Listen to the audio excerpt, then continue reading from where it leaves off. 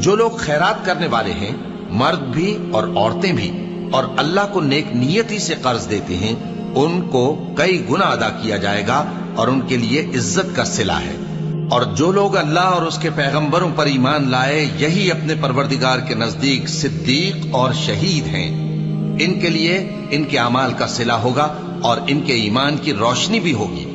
जिन लोगों ने कुफ्र किया और हमारी आयतों को झुटलाया, वही अहले दोज़ख हैं। जान रखो कि दुनिया की जिंदगी महज खेल और तमाशा और जीनत और आराइश और तुम्हारे आपस में फख्र सताइश और माल और औलाद की एक दूसरे से ज्यादा तलब और ख्वाहिश है।